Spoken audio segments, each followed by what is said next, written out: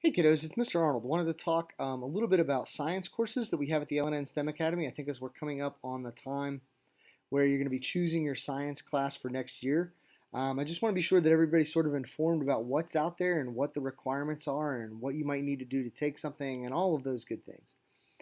So real quickly, let's just talk about the basics. About half of our freshmen here start with physical world concepts. And then there are two other courses that are state required for graduation. You don't actually have to have PWC to graduate, but that's sort of the norm in our sequence unless you had physical science in 8th grade. So the two classes that you have to have for graduation are chemistry and biology. One. You can also replace physics with chemistry one, but that's sort of not the norm for almost every kid in Knox County and really around most of the state of Tennessee. You're going to have Chem 1 and Bio 1 as your required classes. You cannot graduate without having both of those classes. First off, you want to make sure that you've got that done. If you're a sophomore going into your junior year, freshman going into your sophomore year, or whatever, you want to make sure that you've got those two classes taken care of, that you've got the sufficient grade in those classes so that you can graduate. So the question is, what do I do after that? Now, obviously, that depends on what grade level you're at, and the biggest thing really is two things: student interest and teacher recommendations. So if your teachers want to recommend you for something, or if you're interested in something, you need to ask. So I'm going to put forth like what I think students, like what science classes you might need for a particular major. And then you can decide, if you're interested in that or not, or maybe you just want to take it even if you're not going into that major. Maybe that you have an interest regardless. And so you probably want to talk with your science teachers about that. So let's run through the other options outside of the Chem 1, Bio 1, PWC sequence that most everybody takes. So we're going to run through the elective classes. So the first one is astronomy. Astronomy is a class that if you're really interested in the universe, space, astrophysics, that sort of thing, astronomy is definitely a class that you might be interested in. We're fortunate to be one of the 3 or 4 schools in the county that offers that. Your prerequisites, and for each class that I put up here, I'm going to put up your prerequisites and your co-requisites. Prerequisite means classes you have to have taken before you can take this class. And co-requisite means you either have to have already taken it or you're going to take it at the same time as that class. So astronomy, definitely an option. Another class that you might want to take is geology. And essentially geology, if you're interested in the earth and the environment, if strata of rocks and different types of chemical compositions of rocks and things like that really interest you, fossils, things like that, then geology is a great class to take. And again, we're lucky to be one of the 3 or 4 schools in the county that offers that. There actually aren't any prerequisites to that, so you could take that even before you finish up that chemistry and biology sequence. Or, of course, you can take it junior, senior year as you see fit also. Again, this is very much an interest-based class. If you're interested in that particular field, then that's a great class for you to take. The next class that we want to look at is, having some problems here. The next class we want to look at is anatomy and physiology. Now, this is where sort of things get narrowed down a little bit into if you're looking at a specific field, that this might be a really useful class to take. So if you're interested in medicine, pharmacy school, vet school, and really life sciences in general, but particularly if you're talking about anything to do with any sort of medical field, really. Anatomy, physiology, a great class to take. You're going to talk about systems, you're going to talk about parts of the body, learn all the names, which obviously your Latin here at STEM will come in really handy as you talk about that stuff. The prerequisites to that are that you have to have already had Biology 1, and you can take it concurrently with chemistry. Now, here at STEM, by the time you take biology, you're going to have already had chemistry or you're taking it at the same time, so that shouldn't be much of a problem. Again, usually a junior or senior level class, maybe for some of you all that might have had biology in 8th grade because you were at a school that did that and then had chemistry in the 9th grade, that might be an option for you sophomores. But that's a great option. I think any student that you plan on going into any medical field, you want to grab that class at some time while you're in high school.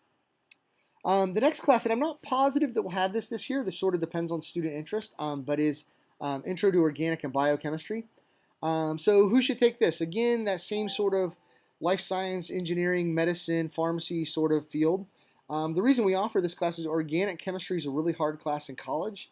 It tends to be sort of the weed out class for a lot of kids. It sort of keeps them from going on in their medical career. And so we teach an introductory version of it here to sort of prepare you for that. You need to have already taken chemistry and biology. So again, this is a junior, senior level class with maybe a few exceptions, and definitely need some teacher approval to get signed up in there. And if you're not sure what it is, or if you're not going into one of those fields, probably not a class that you're going to want to take. So, again, if you're a little not sure about it, ask a teacher and we'll straighten you out. Or particularly ask me, Mr. Arnold, and I'll help you tell you some more about that class. A new class that we're going to offer next year is microbiology. And microbiology is essentially the study of microorganisms, so bacteria and small parasites and paramecia and stuff like that. A lot of microscope work, obviously.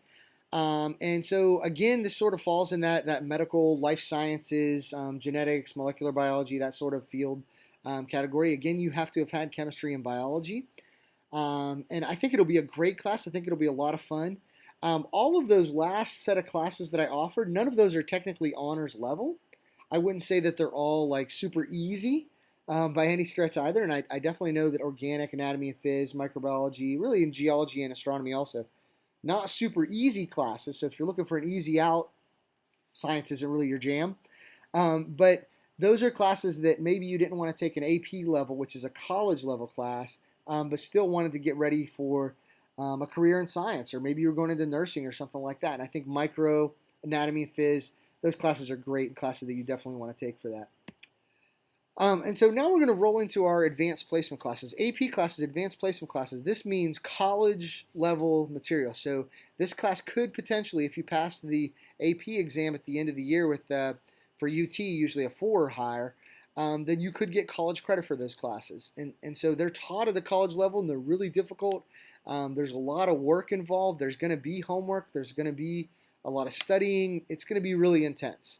So if you want to challenge yourself and get yourself prepared for college, or if you just, you're really interested in that material and like a good challenge, then yeah, AP classes are for you. If you've got real work ethic problems, then I don't think any of these AP classes are going to be good for you unless your plan is, hey, I'm going to learn the work ethic through struggling through one of these classes, and that's great. So the first of those is AP Environmental Science. Sometimes we shorten that to call it APES. In this class, essentially, we're going to talk about ecosystems and pollution and environmental law and climate change and biodiversity and nuclear power plants and different sources of energy and all of those sorts of things. If you're interested in those things, then I think this is a great class. For me personally, as a science teacher, this has always been one of my favorite classes to teach. And I think for a lot of kids, it's one of their favorite classes to take, even though it's a pretty difficult class, because it has so much to do with the world around us and just every day. You can turn on the news any day and hear a lot about environmental issues. You need to have taken Chem 1 and Bio 1 to take this. So again, probably junior, senior level with a few exceptions. And again, while I would say that this is probably the easiest of the AP science classes, it's still an AP class. It's not going to be easy by any stretch. So you need to be sure that you are signing up being ready for an AP level experience. There's a lot of writing in it, and there's a little bit of math, not a ton, but definitely a lot of writing. So just make sure that you're prepared for that if you want to sign up for that class. You'll need, for any of these AP classes, you're going to need specifically a teacher recommendation. We're going to have to sign off on it. So whoever your science teacher is this year, we'll have to sign off on you to take one of these AP classes next year. We science teachers, we all get together and check that at the end of the year too, to make sure that, for your sake and for ours, we're making sure that you're only going to succeed in a class. Doesn't mean that you have to be an A student, but it means that you've got a work ethic, that you have got a strong desire to work in science, and so you're really prepared for that sort of class. Next AP class on the docket is AP Biology. Now, what makes AP Biology, and we'll see here in a second, AP Chem different than the other AP classes, is that there's a co-requisite that you have to take 2 classes at the same time to take AP Biology. So you have to take AP Biology concurrently with Bio 2 honors, just like in AP Chem, you'd have to take Chem 2 honors concurrently at the same time. So that, I know that's a heavy load, and sometimes it's hard to work into a schedule. And so you really have to want it if you're going to sign up for AP Bio. Again, who should take this? If you're going into any sort of life science, really any science outside of what I would say are the hard physical sciences like physics or something like that, you're probably definitely going to want to take AP Bio. Maybe even if you're going into engineering, if you're going into like biomedical or something like that. But definitely medicine, pharmacy, vet, all that kind of stuff. You want to take AP Bio. you have to have already taken Biology 1, you have to have already taken Chem 1, and you're going to have to get a recommendation for this. And again, I can't speak for all of the teachers, but in general in science, you need to have a B or an A in your previous class to get recommended for AP Bio and shown that you can do some hard work. So if you're at this semester point thinking, I'd really like to take AP Bio, but my grade in Bio this year is a C, well, then you need to prove it to that biology teacher and really kick it up a few notches so that you're prepared to take that. So next class in the AP docket, AP Chemistry. Again, who should take that? You'll see that same gamut of sort of medicine, pharmacy, all that. I would say that if you had to choose between AP Chem and AP Bio, if you were going into medicine or pharmacy, you might want to take AP Bio, but I'll tell you that in college, generally AP Chem or Chemistry tends to be a little bit more of a weed out, so you might want to prepare for that. But I think biology is probably going to be the most long-term useful to you in that sense. And there's a lot of engineering courses. Almost any engineering course you're going to have to take the first year of chemistry in college, and so AP Chem will prepare you for that.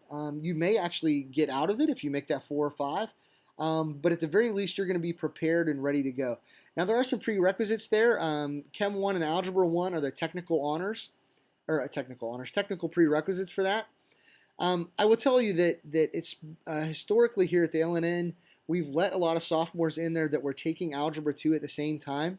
And again, I will sign you in for that if I think that you're a qualified candidate for that. And the reason for that is that we've got a lot of freshmen taking chemistry, and a lot of them want to take AP Chem that next year when they're really ready for it. It's best, obviously, to take the AP version of the class right after you took the regular version of the class. That prepares you a little bit more.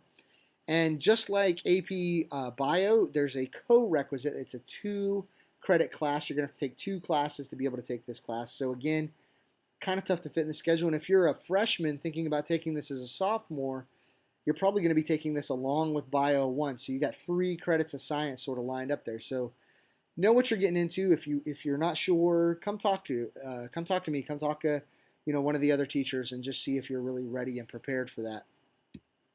And then our next course offerings are 2 physics classes, and they're both AP Physics, and they're a little bit different. The overall thing about who should take it is sort of the same. If you're planning on going into any kind of engineering or physical sciences, AP Physics 1 would be great, and then you'll see that we also have an AP Physics C Mechanics. Now, these 2 classes are the same general content. The difference is that AP Physics 1 is a non-calculus based class. In other words, you don't have to be taking calculus at the same time. So you see over here the prerequisites are geometry, and then you have to be taking Algebra 2 at least, or have already taken Algebra 2 with AP Physics 1. AP Physics C is a calculus-based class, meaning that you have to be taking calculus concurrently or have already taken calculus before you take that class.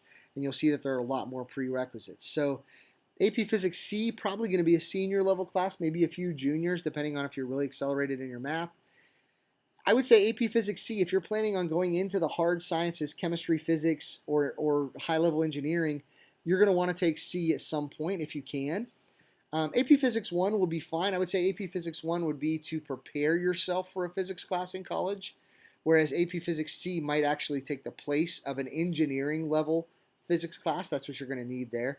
AP Physics 1 will get you ready for it, and if you're a non-physics, non-engineering major, it might take the place of your physics credit. But AP Physics C would take the place of what we call physics for scientists or engineers in college. And again, calculus-based as opposed to a more trigonometry-based in AP Physics 1. You might want to take AP Physics 1 one year, and then a year or 2 later take that AP Physics C. Even though the content is similar, the math obviously is going to be a little bit different. So guys, I hope that gave you a real quick outline of the science classes we offer here at the LNN STEM Academy. If you have any questions, come by my room. I'm usually in the Chem Lab D116. I'm certainly in there almost every morning. And just ask, and we'll recommend. Ask your science teacher, and we'll let you know what course you're planning on, what path you might need to take, depending on what your major is. So thanks for listening, guys. Again, if you have any questions, please feel free to ask.